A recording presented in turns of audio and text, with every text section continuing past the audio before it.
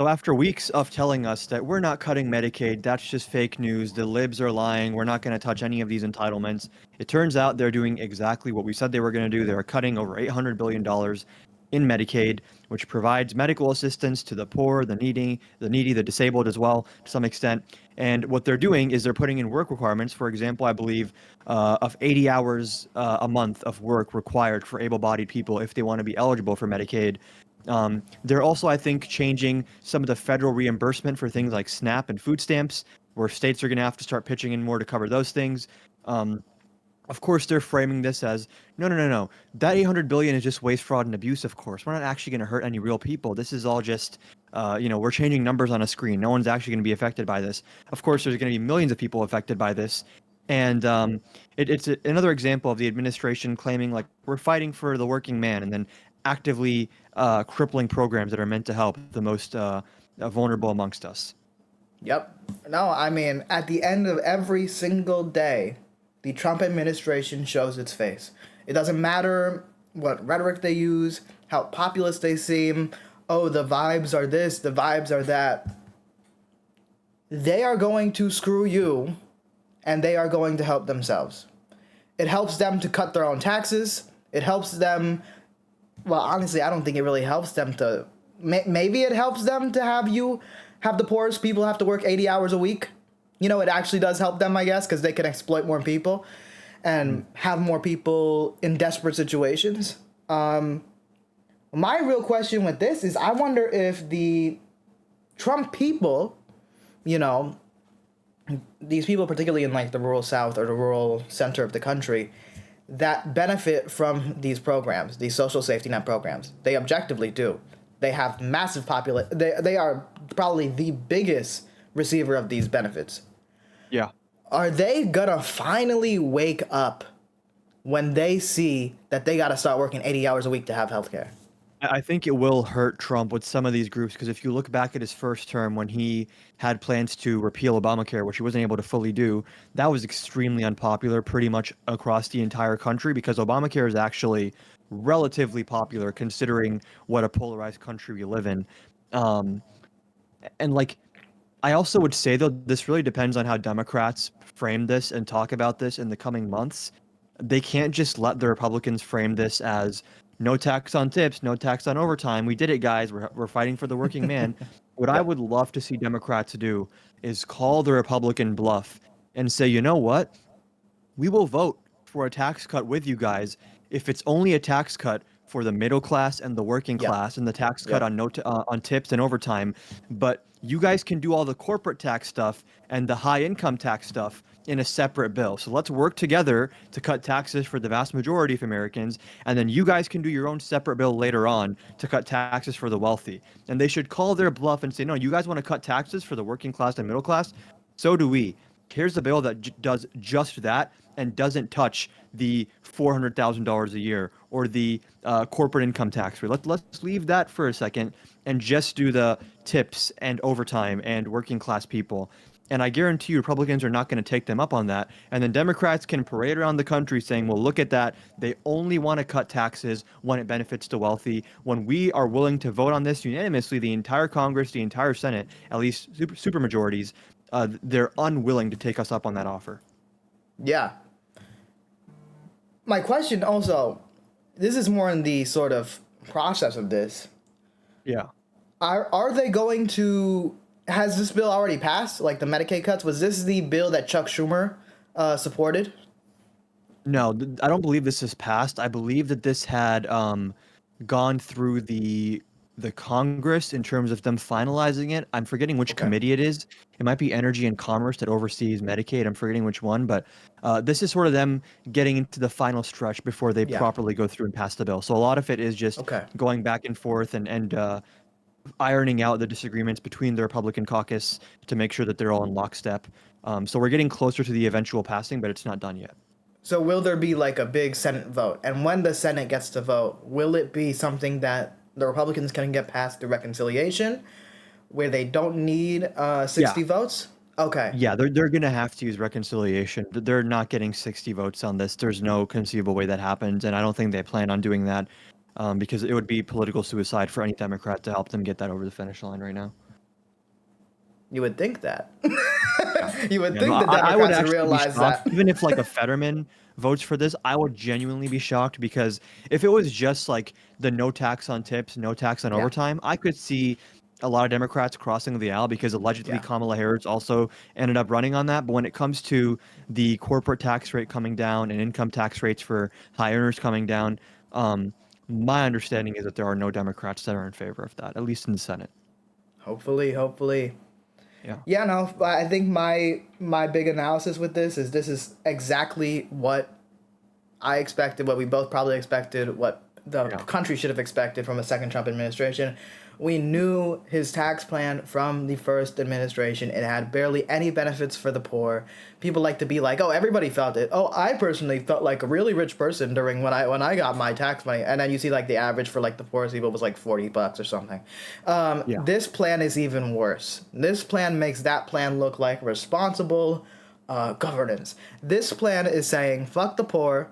Literally, you're sick, you should just die. Or if you want to live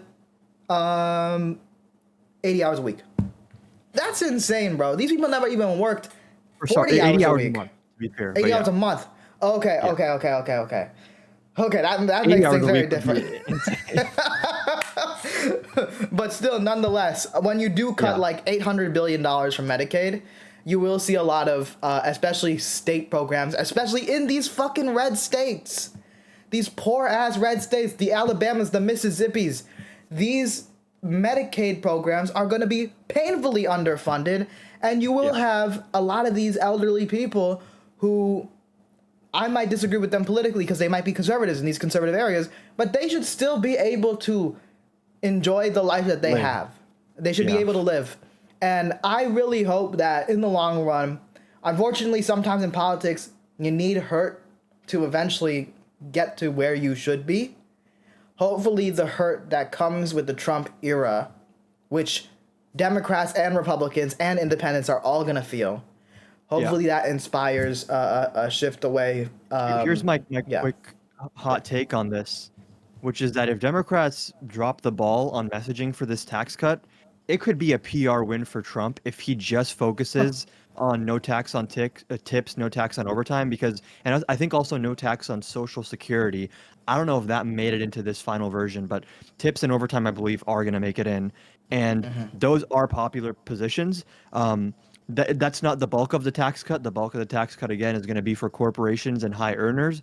But if that's what they choose to emphasize and that's what they're campaigning on, I'm sure some working class people will feel that. The average Domino's delivery driver, DoorDash delivery driver, Yeah. people working at restaurants, if they feel that, then that's a bad, and that's why I want Democrats to make it clear. We support tax cuts on the working poor and the working class and even the lower middle class. We support that stuff.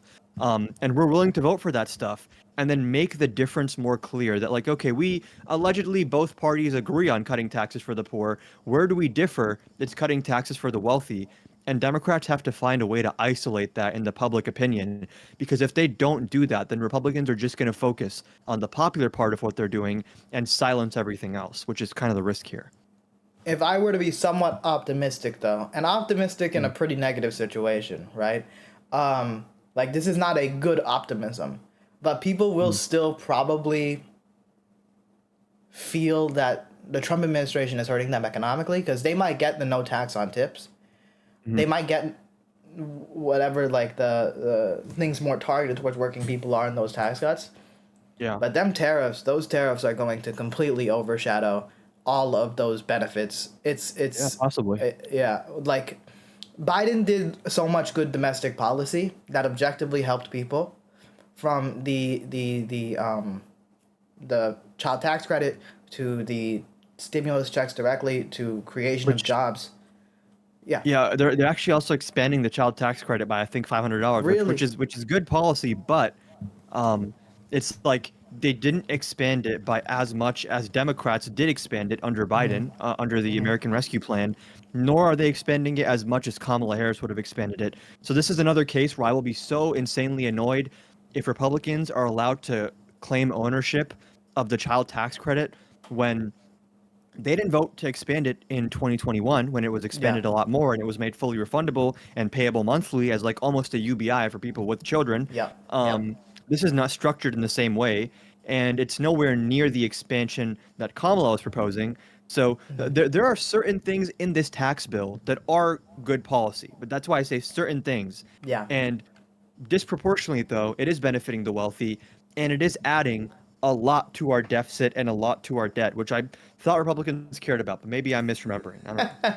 I remember some guy you responded to, and like fucking like he was like lives in Dubai or something. He was like some goofy ass guy recording Oh, a yeah, video I of remember himself, that, yeah. and he's saying Trump's economic policy is actually really genius. Do you know Yeah. that the U.S. debt is really big and Trump wants to bring it down? Okay, like fucking this is like second grade shit. It's actually Yeah. insane.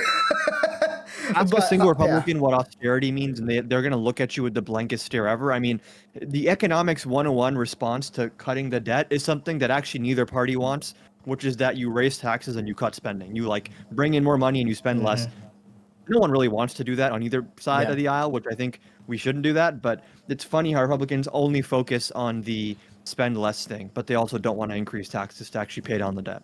So this is my last question, and for this segment, you mentioned how Democrats cannot drop the ball with this. They cannot let Republicans win the messaging war on this issue.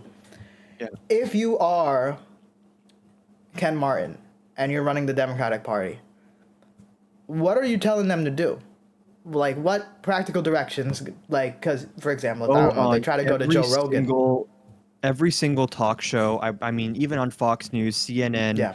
MSNBC, ABC, Joe Rogan, Theo Vaughn, go on all the podcasts, all the talk shows, and say, we are so glad that Republicans want to cut taxes on the working poor and the middle class. So do we. Let's do a big, beautiful bill, bipartisan. It'll bring the country together. It'll be a beautiful thing. We're all going to hold hands and sing kumbaya and cut taxes for the working class and the middle class, cut taxes on tips and on overtime. And then we really hope Republicans don't ruin this by adding in a tax cut for the wealthy, because that'd be really unfortunate. Because we want to work with them on this. We think this is super awesome. And then just leave the ball in Trump's court and see how they respond. And just let them make a fool of themselves. So my understanding is you're saying they should be proposing their own alternative bill of just the middle class tax cuts. And say, we are supporting that. Trump says he wants to do it too. Awesome. We love that. Let's work together and do it. We just aren't going to vote for a tax cut for the wealthy, but that shouldn't be a problem, right? Yeah. And then let them respond to that. Wonderful strategy. I think that's exactly what they should do. All right.